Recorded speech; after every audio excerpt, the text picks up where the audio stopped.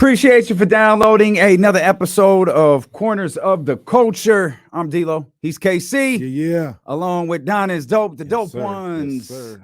TheDopeOnes.com. We appreciate you so much for being here with us. If you're listening on Apple, Spotify, Google Play, Odyssey, whatever your favorite podcast platform is, we appreciate you for downloading. We hope that you're subscribing. Also, shout out to the YouTube crowd. We started adding these videos over to YouTube. So if you want to see the show in its visual form, you can always head over to youtube.com/ESPN1320 and check out the three of us there. There's a lot to talk about today. I do want to do this real quick. You think we left anything out of the Outcast episode last week? We got a lot of feedback on that Outcast episode. And did we did we miss on something? Did we not touch on something? Y'all didn't talk about Bone Thugs and Harmony. You goddamn right we didn't talk about Bone Thugs and Harmony. They be making us say something about Bone. I don't want to say nothing about Bone because Bone is.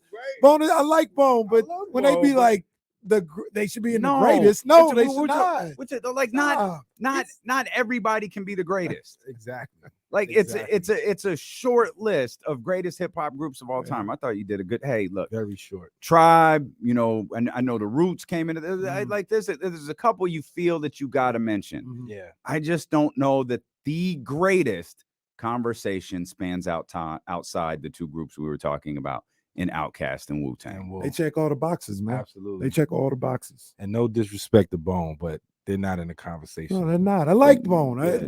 Bone is a legendary hip hop group. Absolutely, that's a stretch too. No, they're legendary. They're not even top. I feel like they had a legendary moment. They had a moment. Yeah. I'm fine with that. I feel like they had a moment. Jeremy Lin had a legendary moment too. Hey, Thugs, the Jeremy Lin of hip hop. They might be. That's Damian Bar. Hey, at Damian Barling on Twitter. I'll take the heat for that. Like they had a moment. Like that's it. Look, we talking about what we talking about today, but I need to know what a moment is. They had about 5 years. No. Between First of the Month and then Crossroads. They had about that's about 3 to 5 years. I would say that's more like 3. And then do they get credit? I know probably 73% of the people don't listen to the rest of the track, but they don't get credit for that. Why not? Because that's Biggie. It's their type of song. It's called Notorious Thugs. That's right. And Biggie did it better than them. They get credit for that. No, they do. They get credit. They got to get credit for Notorious Thugs. They definitely do.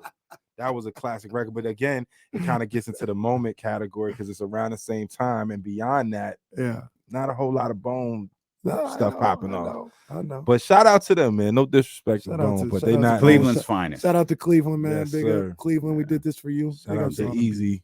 Yeah, no doubt. That's for the love of money. That was you ever talk first of the month? Yeah. I think I love that song so much because it had the easy, tie in there. But we go back and we talk about, we were talking about Outkast last week. We were talking about Southern Playalistic, Cadillac Music, and we've talked about Ready to Die. And I noticed something in preparation for what we're going to talk about today, and that's the impact of Nas's classic Illmatic. And Illmatic was dropped on April 19th, 1994.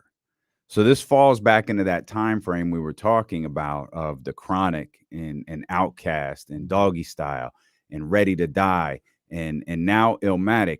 And I feel, and I think I have this in some of our podcast notes, that there's probably a discussion to be had about this era of hip hop and how it launched really probably in 1992, probably with the Chronic, and what hip hop was seen as by the mainstream before that.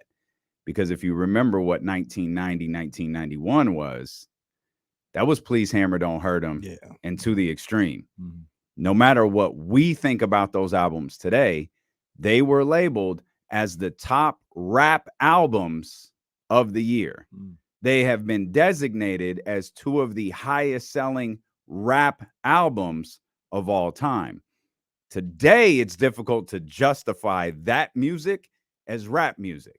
And I think there's probably a discussion to be had, almost like a prelude to these last 2 episodes about what 1990 and what 1991 meant to hip hop, because it's after MC Hammer and Vanilla Ice are out there in front of the world that the Chronic drops, that Illmatic drops, that Southern Playlist, the Cadillac Music drops, that Doggy Style drops, and it's kind of it's almost like a reclaiming of the art form, because a lot of people in hip hop thought the art form was lost when those two albums became the top selling albums in the world. Yeah, no, I totally agree, and I think the transition from that early 90s era to mid 90s was just like almost night and day, and it was almost like that string from 92 to 94, I felt like it made people take hip hop seriously. It wasn't just a flash in the pan thing. It wasn't just a fad like that. The albums that came out in that time period, I feel like cemented the culture. And I feel like there isn't one more significant than Illmatic. I feel like Illmatic was sort of the exclamation mark in terms of what I consider like my generation's golden era.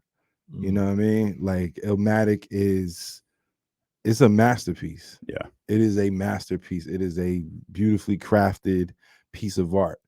And it sort of signifies, what culturally was happening at that time, but also it signifies a sort of definitive moment creatively for hip hop. It wasn't just like that. That wasn't a commercial album. Mm-hmm. That was somebody really pouring out their soul on record. That was it was like an audio diary. You know what I mean? And it stands the test of time. It's timeless. Yeah. It's a masterpiece. Absolutely. I'm gonna talk about Illmatic, but I also gotta roll back a little bit to the Chronic. You talked about MC Hammer and those type of albums. The Chronic was one of the first hip hop albums in that era that kind of changed the sound of what was going on. But it was also, I talked about it during that episode. This is how we live in Compton. This is a day in Compton in Long Beach. Right. I'm gonna take you through a day in Compton in Long Beach. And this is how we do it. Let me ride, nothing but a G thing. This is how we do it. And that set the tone and set the standard for something like Illmatic, which took it to because Illmatic and Biggie talked about this. You talked about it, Damien. He said, I wanted to make New York's version of the Chronic. Mm-hmm. That's what Illmatic was. That's what Nas, I felt, was trying. I'm gonna make the Queens version of the Chronic. Yeah. This is life in Queens. I got, my man, we on the block. I got my men, that went to jail. I'm gonna write them and talk to them because this is what we do, a day in the life. And the Chronic and Illmatic did a great job of kind of changing that whole focus of, let me take you to a day in my life. Mm-hmm. And that's what everybody in hip hop started to do. Outkast did it with Southern Playlistic and, people in Houston, and then more back to the West Coast. And they let me take you to a day in the life of my neighborhood. And Illmatic was that for New York City. Absolutely. I think one thing that we might not recognize here 30 years after the album drops, which is insane to think about, is there was build for this album. Like there was genuine excitement for this kid from Queens. Mm-hmm. Now we judge excitement and groundswell because we have social media now and you can feel it and it's palpable and you can see it every day. And like leading into the release of Kendrick, and Big Steppers, all those years, what was it, 6 years after Damn dropped, like the anticipation was massive. The anticipation for 50's debut was massive because of the starts and the stops. But we can all point to websites and we all can point to gossip journalists and all of that stuff. Nas was in the streets. Yeah. Like that's where the build came from. The build for Illmatic came from the streets. He had shown up a couple of years earlier with the Live at the Barbecue joint. And he had the halftime from the Zebra. Yeah, Zebrahead, the Michael Rappaport joint. Yeah. And very bizarre Michael Rappaport movie from back in the day. But Nas was on it, right? And it was a hip-hop based album or a hip-hop based movie, so to speak. And there was buzz for this teenager from Queens to finally drop that joint. There's stories about how Russell Simmons passed on it.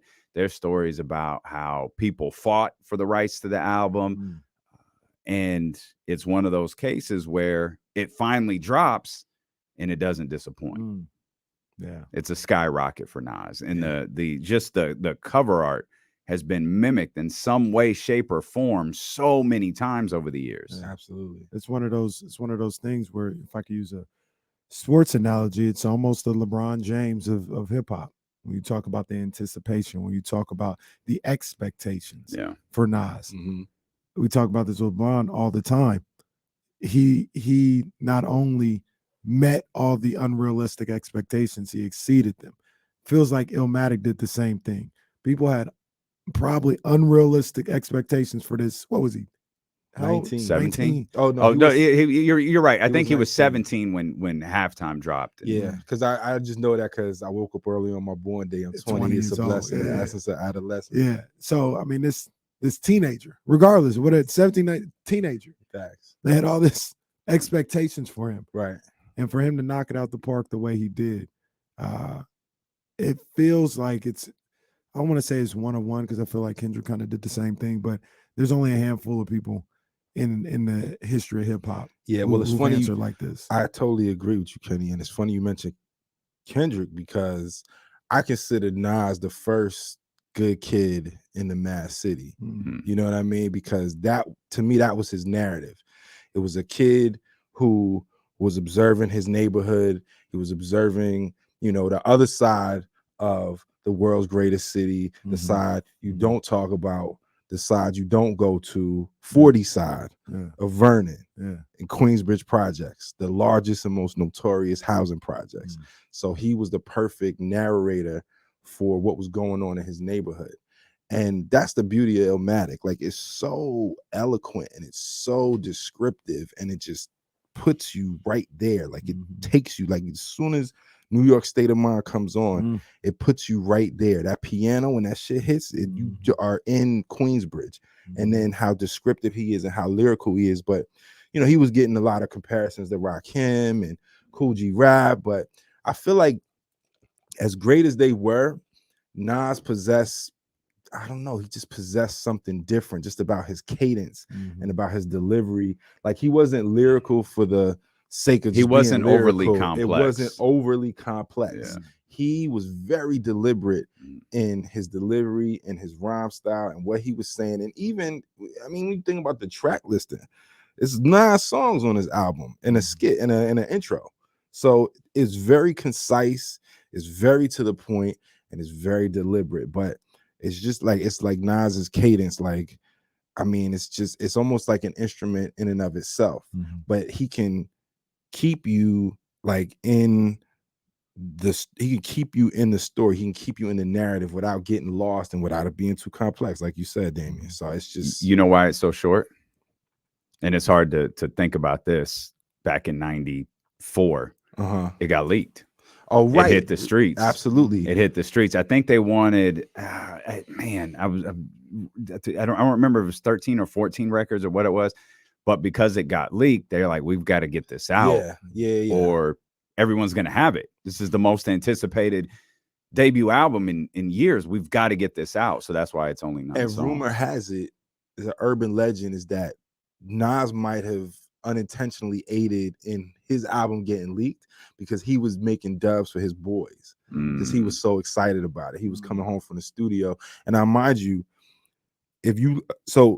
just the name of this episode, the Illmatic effect. Like, I feel like a part of the Illmatic effect is that not only did this album change hip hop, but a part of its significance is the fact that he handpicked like the top producers of the time. Which was different. It was very different because it was usually only one. That's producer. Right. It was like Bomb Squad. Exactly. Yeah, it was only one group, producer. one distinctive sound. Yeah. And Illmatic was an all-star cast. Yeah. And then from then on, everybody wanted to go grab the top guys to sort of craft, a gem like that. But it just was unmatched. It just couldn't be done. You talk about his anticipation and getting it to his boys and dubbing it for all his boys. It reminded me, as I was doing research for the album, I wondered, because I heard the same thing, and I wondered what his what he felt about the album when it dropped. Did he know he had like an all-timer? Right. You know, because I think about Nip, and I don't know if you've seen the Rap Radar with Elliot Wilson, Mm-hmm. and where he's in the Maybach We're in or the whatever. back of the Maybach. Yeah, and he was so excited to let Elliot hear it because he knew he's like, He I knew. know what I just did. Right. Like, you got to hear this. Right. And I always wondered if Nas felt the same way. And then I heard the same thing that you heard about, you know, him like getting it out to his guys. And it felt like he did, right? He knew like, yo, I got something special, right? Like this is better than good. Right. You know what I mean? Like Right. this is next level, man. And that was always fascinating. I always wondered, you know, how he felt about the album going in. But when Nip was making music, you knew what a record like that meant. Mm. I like, you know what that could possibly mean for you. I'd argue in 1994, even if Nas had the same feeling Nipsey did, he might not have known what that meant for him. Mm. Like the whole album doesn't vary from who he is. Mm. Like we talked about the kids, the kid trapped in Queensbridge. Like that's, I think he used that line before. Like that's what I was in that album, was a kid trapped in Queensbridge. Yeah. And even if you know, yo, I just made the dopest album, like what's that mean for hip hop in 1994? Does it mean you're a big star? Or does it mean that the streets are buzzing over this kid Nas? Yeah. Like I don't think there's a definitive, yo, I just dropped the dopest album, I'm gonna be a big star. Is I just dropped the dopest album, the street's gonna be talking about me. There may have been no correlation between money, fame, charts, nothing like that. Look, to be honest, maybe you guys can tell me different. He wasn't a big star after that. Like he was a big hip hop star, right? But he wasn't like this musical star. Absolutely not. You know what I mean? So like, I don't think he became a star till it was written dropped. To album 2, yeah. And that's actually If I Ruled the World. Was like because that was the biggest song. That's when and that's really commercial song he had done. That's when I really got into Nas, when If I Ruled the World came out, and I really went back. Like, you know, One Love was on my radar. It Ain't Hard to Tell because of the Michael Jackson sample, but it wasn't until it was written hit, and that was my introduction. The world was introduction. everywhere. That was my introduction to Nas. If I Ruled the World, like out here in Sacramento, being 9, listening to the radio only. See, like my introduction was that summer when If I Ruled the World came out. It was everywhere. Top 7 at 7. Yeah. Number 1. It was everywhere. All 3 the time. months in the summer. That made him a commercial artist. But even then, I feel like he still considered himself underground because, he wasn't a big star when Illmatic dropped. In fact, he's quoted as saying he only wanted to drop Illmatic. That was the only project he wanted to do. And it was like almost like his life's work. You know what I'm saying? Like, what more can I offer after this? But because, you know, especially, you know, in New York, and Jay said it, you know, in 94, Illmatic rocked out of every rag top. Like, it was just a phenomenon. So it was like, you got to follow this up with something, you know what I'm saying? But I think for him, it wasn't about the money. It wasn't about the fame. It was about really expressing himself honestly. And he had this opportunity. He was in a place, he was like in the right place at the right time. And then to be able to go get DJ Premier, Pete Rock, Q-Tip, LES, Large Professor. Yeah. I mean, you know, and going back to to It Was Written and If I Ruled the World, with all due respect to Nas, Lauren was the hottest thing in music at the time. So it was the for sure that made that she gave him that rub, the so pop speak. hit. And then it was an introduction to Nas. I got introduced to Nas, and the difference between what we heard on KSFM out here and all these different shows and what we heard on Rap City was jarring to me. Like, it was not, it was almost a completely different genre of music. And that's where I first heard Whose World Is This? And that's, I mean, I can think of so many records that I heard for the first time on BET, on Rap City, and getting introduced to that sound in New York. And it was Illmatic that introduced me to Wild Style. Like that's the album starts with that intro, clip right from the Fab Five Freddy joint, which is still it's documented as the first hip hop movie. And it's New York. Like that's like Facts. it's hip hop in that time where we're not talking about NWA and we're not talking Right. about Bay Area. Like we're talking about that street form of expression. And looking back at that album over the last week or so, that wild style intro is so telling for what's about to come. Yeah. Because that album, as we all three of us just laid out, it is the original form of hip hop. Yes. It is the street expression version of hip hop. And that intro with the Fab Five Freddy classic movie in it, that sets the tone for the 9 records. Well, I think that's another reason why I think it's considered the greatest, arguably the greatest hip hop album of all time, because it's so rooted in the essence. It's so rooted in the foundation of, you know, hip hop music to its core. And you can just see Nas as a student of rap. You know, this is something that, you know, it's his livelihood. You know what I mean? And I just feel like at that time when, you know, Queensbridge in particular needed a voice, right? Because Nas talks about this in the documentary Time is Illmatic.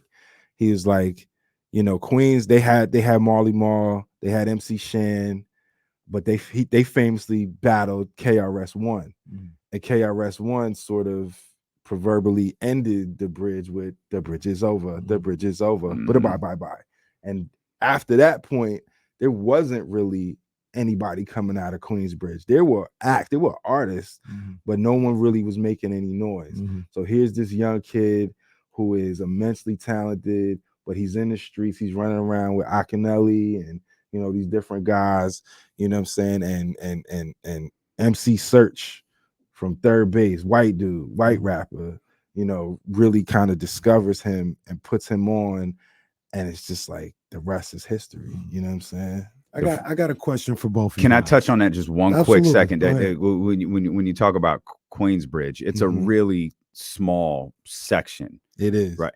But when Nas, like Marley Marl, Roxanne Shante, there's like some of the most iconic names in the history of hip hop. It's like I think it's like a 6-block area. Yeah. And you could probably name, I think Prodigy's from Queensbridge. You could name. Prodigy actually isn't from Queensbridge. Havoc is though. Okay. Okay. Yeah. So the point being, right? You could name some of the biggest names in the history of hip hop, and they're all from that 6-block or whatever it is radius. Absolutely. That is Queensbridge. Yeah, absolutely. Sorry, Casey. No, you're good. I just wanted to ask a question. Now we're gonna start podding. Okay, let's do it. I'm talking doing this every week, huh? The we podding segment of the week. Let's go. You talk about Illmatic being the essence of hip hop. When did that become the essence of hip hop? Because we always talk about, you see it on our logo. Hip hop started at a party. Yeah. And now, and I want to say now, but it turned into the hammers and the party music got looked down upon in hip hop. Right. When I can make the argument, the start of hip hop was at a party. I'm not here to, I'm just asking a question. I'm here to make a point, say Nas or these guys ain't true. I ain't saying that. Right. I'm just asking, when did that shift to true hip hop is not party no more? It's Illmatic, in your guys' opinion. Well, I think hip hop isn't just like the party part of it. Like that's but that gets looked down upon. Don't you agree? Like if a rapper makes a party record, it's like, oh, that ain't hip hop, that's pop. Yeah, I can see that. But if I think if you were to create a hip hop tree, the branches would be like style, especially dating back then, graffiti, breakdancing, and then, you know, rhymes, street rhymes. And I think when you take the Illmatic album and you talk about the essence of hip hop, it's Nas's part in that. It's just the lyrical, non-complex. He's not a gangster rapper. He's not a pimp.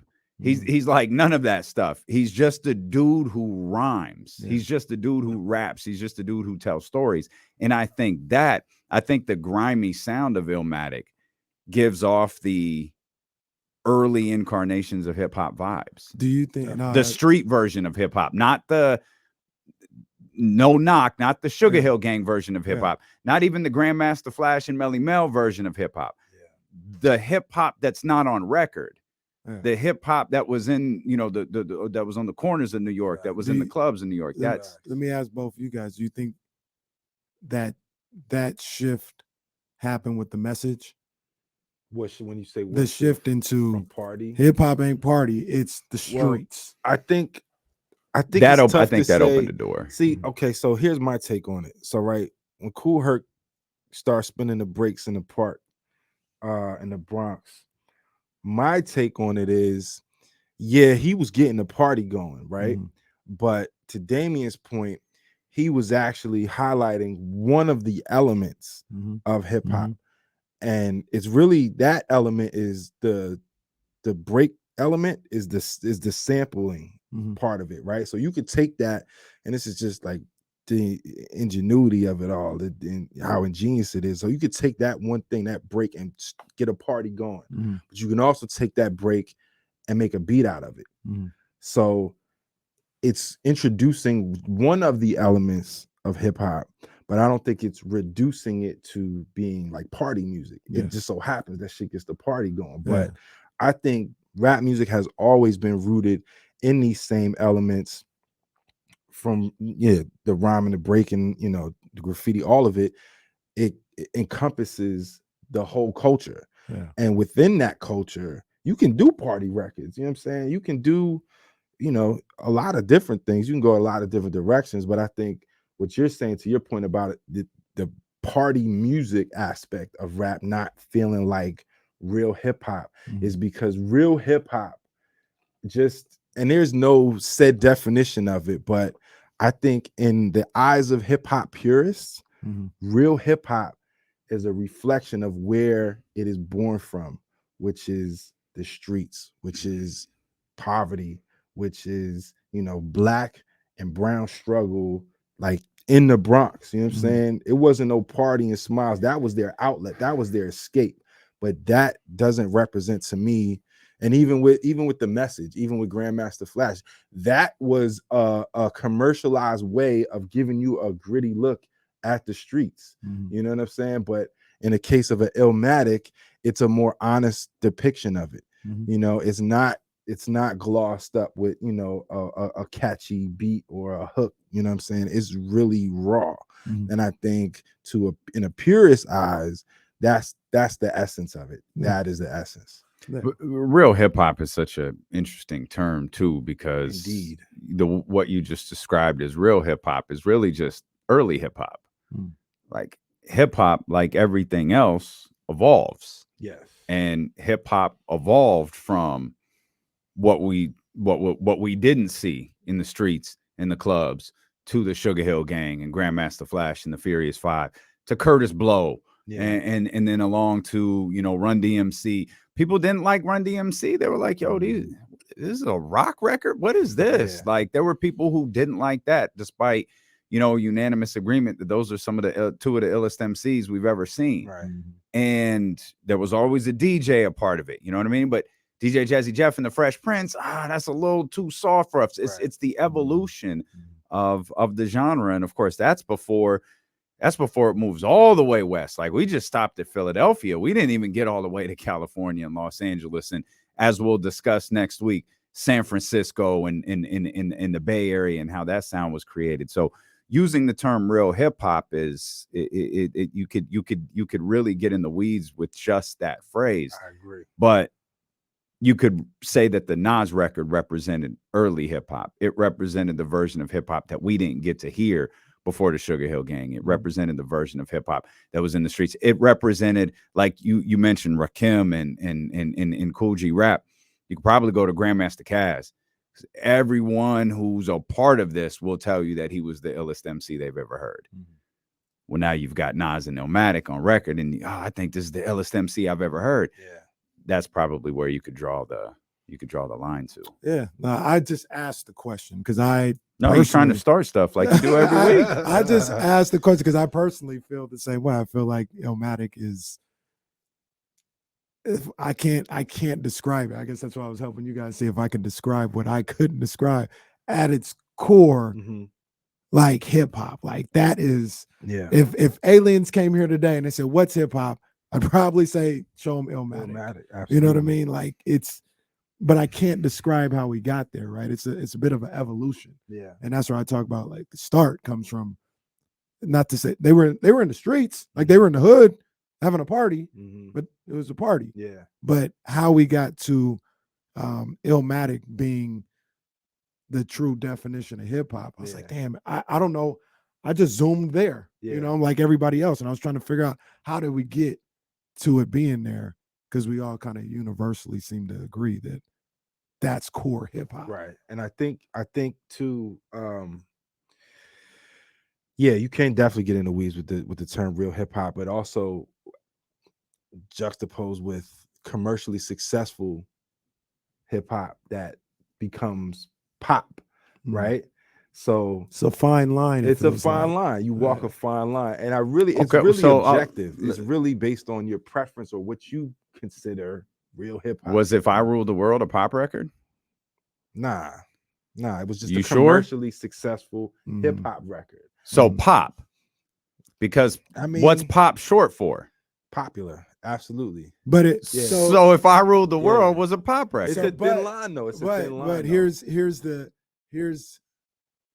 where I think the demarcation becomes. When Nas made If I Ruled the World, he didn't say, I'm gonna, at least I don't believe. He said, I'm gonna make a song that's popular. Yeah. He said, I'm gonna just make a dope record and I'm gonna get Lauryn Hill on it. Yeah. And whatever and if it happens to get played across the country, that's not the essence of why I made this song. I made it because I think this shit is dope. You don't think someone in his producing camp went to him like Diddy did and said, hey, we got to have something for the ladies. Hey, we got to have something for the radio. Hey, I know you don't like this Juicy Fruit beat, but work with me here. Like we could get this played everywhere.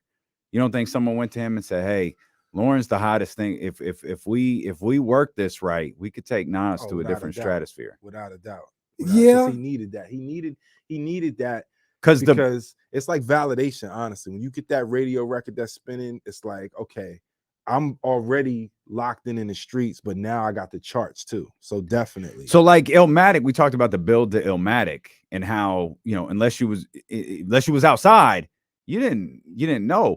You knew it was written, had build. Right. Oh, they were talking about it everywhere. You were waiting and waiting and waiting for the follow-up to Illmatic. And he knew he had to deliver, and he delivered with a record that was played everywhere. Which goes into like pop and popular music. Like just because he's dope, he's popular.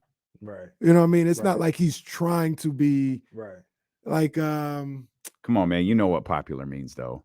Yeah, but I wouldn't call that a pop record. But he made a dope record with the hottest popular hip-hop artists out. Popular, no doubt, but popular means with a different audience.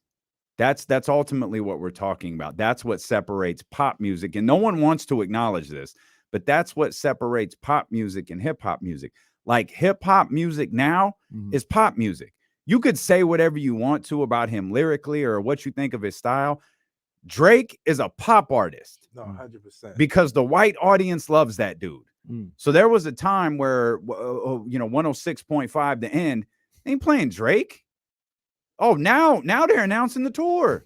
Now everybody's all turned up for it, because the second you become the soccer mom people, the second you can get played, at the Rockland High School soccer game, now you're accepted by the white audience. Now you're a pop star. Yeah, I feel like it was accepted by the white audience, and now that's how that song became a pop record. Appeal, which always, so in hip hop, it feels like you can't. It feels like they don't let you be both. Once you go pop, you're a pop artist now. I think at that I think that's unfair. Like with this, and that's maybe why I'm pushing back on If I Ruled the World so much because he didn't try to become a pop artist. It just became. I'm not saying he did. A popular song. I'm not saying he did. I don't think a lot of hip hop artists, like we talked about Outkast last week in the the comparison to the Black Eyed Peas. Once the Black Eyed Peas, Where's the Love dropped with Justin Timberlake. Yeah. I hated that song. That's a terrible take on your part. I hated that song. I remember them performing that at the Arco Arena during was it the Future Sex Love Tour? I can't remember, but I remember them being the opening act for that. And I remember when Where's the Love dropped, we were told specifically, don't say that that's Justin Timberlake on the hook. We want them to be able to ride this without. Justin was massive at the time. We don't want this record being pushed as a Justin Timberlake record. We want it being pushed as a Black Eyed Peas record. But once that record dropped and that song gained the pop appeal that it did, they leaned into being a pop artist. Outkast never leaned into it. They just made records that everyone liked and everyone played. But they never leaned into being a pop artist. You can hear the Black Eyed Peas change their style. And there's nothing wrong with it. And I get like how hip hop, I want the old Black Eyed Peas back. I get that because it's a very, very completely different sound. But I made $5 million. I ain't been rhyming like common sense. They leaned into being pop artists, whereas Outkast didn't. Nas didn't set out to make a pop record. It became one, and he never leaned into being a pop artist. He kept making records the same exact way. Exactly. Same with Drake. Drake hasn't changed. Drake is the same. It's just he is universally accepted by a different audience than we generally associate with hip hop, which makes him a pop star. Right. But with Nas, it's funny. The irony is he's never had I don't think he's had a hit commercially as big as I don't think he has either. No. And so the reason why he had a great remix that we can't talk about, but I don't know that wasn't a commercial hit of the same. It was a great video. We ain't gonna talk about that record though. That was a nasty remix though. Yeah. But like I would push back on that record being pop only because he didn't change. I don't feel like he compromised his sound, his approach. But it's still popular music. But you're not hearing me though. Like I do hear you. It's not us. It's not even Nas to decide in that moment. I'm gonna make a pop record. Right. It's the audience. No, for sure. It's their crossover appeal. And that's it. Totally get it. And I think that's part of what Lauryn was. Like that's what Lauryn Hill brought to the table because those audiences, they might not have heard the score. They just heard Killing Me Softly. Yeah. Oh, what a beautiful voice. They didn't hear all the rhyming that she did, until later. Yeah, and then they probably didn't know she was a rapper. Yeah. And then the miseducation was just the brilliant balance of singing and rapping. Yeah. Yeah. But he hasn't had commercial success like that since, because is that his biggest record? I believe it's his biggest record. I mean, maybe Hate Me Now was big, but it wasn't as big as that. I don't think Hate Me Now was as big. It was big though. People mad. I Know I Can. It's like, what is this? Was Puff big. Is bullshit. Right, exactly. And even that too, like him getting with Puff and doing that shit with the leather suits and the big furs and all. I love Hate Me Now. I love Hate Me Now. Oh, it's not even. If I Ruled the World, it's not even close. Yeah. I mean, I know I can. Yeah. That was a record, but nothing comes close. Just scrolling through. This is I'm doing the Kenny Caraway method here. I'm trying to think, Made You Look. No. I'm doing the Kenny Caraway method here of looking at essentials. It's not close. Yeah. Like we all know One Mic and Ether, but those weren't hits like that. Absolutely not. If I Ruled the World traveled across the country when you had to be, to maybe Damien's point, be a pop song to travel across the country. Nothing on Illmatic. I shouldn't say this. I wasn't tapped into DVD at midnight. Yeah. You know what I mean? So I don't know what's played out here. Ebro was dropping those joints. Right. But when I was 9, I didn't hear Illmatic on the radio. Because by the time I was 11, I heard If I Ruled the World every single day. That was about 7:28 because it was number 1 every day. No, definitely, bro. That's definitely, I think, where most people outside of New York, outside of the Northeast, were really introduced to Nas. Mm-hmm. You know, and I was in New York, in the Northeast, and still my 10-year-old ears weren't privy to Illmatic in all its splendor, right? It took that commercial record for me to be like, okay, I'm a Nas fan. I got to go back now. I got to go back to Illmatic and play it from beginning to end. You know what I'm saying? It's crazy how raw or how unfocused on commercial success Illmatic was, yet still it was such a phenomenal, like it wasn't a sleeper, right? Like we were saying, like the buzz was there and he delivered on that, but it was a street buzz and it delivered in the streets. But it was really, it was a phenomenal, you know, just undeniable sort of wave that just hit. And now looking back 30 years later, it only gets better with time, you know, because I don't feel like it sounds dated. I don't feel like if you introduce your son to Illmatic right now, I think maybe not now, maybe in a couple years, maybe like, you know, 13, 14, you can introduce a teenager who's a hip hop fan and it will connect with them. Like, I don't feel like it's something that's so far out of reach that you can't connect with a young kid today in 2023, because it still feels relevant, you know. Well, there's no gimmicks attached. There's to no it. gimmicks. There's no skits. There's no bullshit on that album. You know, it's all, again, super deliberate and just so masterfully crafted that you can't deny, you know, how great, you know, a project it is. The influence. What's the influence of Illmatic to both of you guys? Oh man, I think the influence of Illmatic is, it started like a wave of lyricism. You know, I think lyricism was really like, people started to lock in on, you know, who's lyrical and what that even means to be lyrical.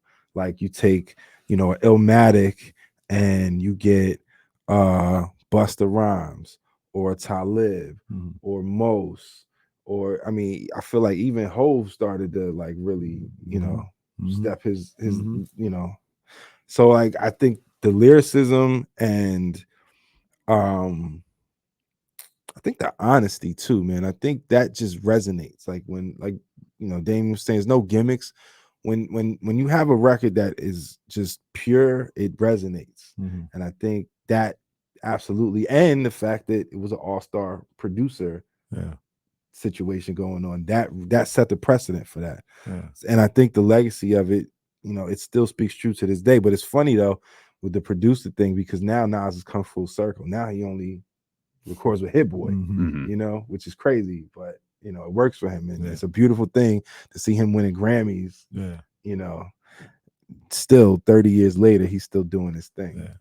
It was just an appreciation of the lyrical content in hip hop. I heard The World Is Yours, but I don't know that I heard Illmatic probably till after it was written, came out. So that had to have been at least 2 years and some change. I was buying CDs at an obnoxious rate from like 96 to 98. So if I came across that was written and loved it, I went back and got Illmatic. And when you listen to Being From California, the difference between, and it's not a better or a worse, it's a difference between a Too Short and an E40 and Spice One and Selly Cell and all of that stuff that was out here and kind of hot at the time, and then getting introduced to that, where the background sound is different, like the production is different, the music is different, there isn't that big boom, there's just this underlying sound to it. You're paying attention more to the lyrical aspect of it. That's what Illmatic taught me. That's what introduced me, and you laid this out beautifully. Like, that's what introduced me to Common and Talib Kweli, because I started becoming more interested in what guys were saying. When at first I was so enamored by the sound of hip hop, the turn it up with the subwoofers. I just want to listen to this really loud and hear the boom and hear the thump, and what beat does E40 have on the Bumble and all of these different things. That's what I wanted to hear. And then as I got introduced with probably with Illmatic, that's where I was like, yo, what are they saying? Right. Like, that's what I'm interested in, is what are they saying? And then when I heard I used to love her and all that stuff, oh man. Of course, Reasonable Doubt comes out a couple of years later, and you get on this ride with Jay-Z, and it altered my appreciation for music. And I think I'm influenced by that to this day. Because I could listen to something that has a sound to it, and I'll walk away from it going, they didn't say shit. Yeah. I don't care. Like, I don't care about a record that doesn't say anything. Same. You've got to say something to me. And I think Illmatic is the reason for that. Yeah. If you ain't telling me a story, I don't want to listen to you. Both of you guys, I think, are right in that aspect. For me, I feel like from the moment Illmatic came out, everybody was chasing that album until the first thought is the Blueprint. But even the Blueprint is kind of like, I'm chasing Illmatic and I finally caught it. But that's like a 7-8 year period where everybody in hip hop, to me, was trying to chase Illmatic and be like, I gotta get my Illmatic out, or I gotta get something as good as that or better than that, or what. Everybody was chasing it. Think about that today. Like, we don't know who anybody is chasing today. Like, that don't even exist. And when you talk about like chasing something, that's 8 years. In that description that I just had, who was chasing one album for 8 years, or what album was making people chase them for 8 years? Like, I gotta make an Illmatic. And like I said, you can get to the Blueprint, and maybe it's like the Blueprint matches it and is parallel with it. And then people are still trying to find, okay, I'm trying to make Illmatic and a Blueprint. But Illmatic is still in that conversation. Like, it changed, to me, it changed everything, where everybody defined their projects by if it's as good as Illmatic. So what album in this 2-year time frame that we talked about stands out the most then? Illmatic, Ready to Die, The Chronic, or Southern Playalistic? From 92 to 94. To me, it's Ready to Die. And there is an element of people trying to chase Ready to Die after that. Well, what was Ready to Die chasing? Exactly. That's my whole point. Ready to Die was trying to chase Illmatic. No, Ready to Die was trying to chase the Chronic. But I feel like I still, you could say the Chronic. No, not you could say the Chronic to Ready to Die. But I'm talking about chase the Chronic. Maybe that's number one, right? Maybe that's the one everyone was trying to chase. Because going back to what we talked about, everybody was trying to give a day in their life. Yeah. Just like Dre did. I think Illmatic was the first one on the East Coast to do that. Well, okay. Go ahead. I feel like, so the mark of Don is flustered. You got Don flustered. Nah. The mark of true greatness is when everything before you is obsolete and everything after you bears your mark. And obviously, Chronic, Ready to Die, those albums are not obsolete by any means. But I think Illmatic, it introduced something new. It introduced a new texture. And to your point, Kenny, about every artist after that chasing that one album. So in chronological order is the Chronic, and then Ready to Die was chasing the Chronic. But Illmatic almost stands alone in the sense that I wouldn't even say it was a day in the life of Nas. I feel like it was his whole life. It was a diary. It was his whole life. And then when you think about the name Illmatic was one of Nas's friends, Illmatic Ice, this guy who got locked up, and it was the older guy who Nas admired. So he's the inspiration, partly name inspiration, and the other inspiration was Nas's best friend, Willie Graham, Ill Will, who got killed right in front of his building. And so when you have these real heavy, life-changing, these like with this so much gravity going into a project like this, you know, it it just sort of is a reflection of why I feel like this album stands alone, and also why that one album was being chased by so many artists, you know, after it. Yeah. Real quick before we finish up, favorite track on the album for each of you guys. Mine is, it was between One Love and New York State of Mind. I went with New York State of Mind. I love New York State of Mind. Yeah, New York State of Mind is classic, but mine, I think it changes all the time. It for a long time it ain't hard to tell because I love the Human Nature flip. But if I'm being honest, the song like I feel like is a favorite of mine is always the one that I just randomly start spitting, just reciting, and it's Memory Lane. The way he comes on. I rap for listeners, blunt heads, fire ladies and prisoners, Hennessy holders, and old school niggas. Then I be dissing them. Yeah, man. The World Is Yours sits high for me because it's the first one I heard, but it ain't hard to tell it's the one that I ride with. Yeah, partly because of the Michael Jackson beat, but yeah, sample. for sure. One appearance on the record. Q-Tip.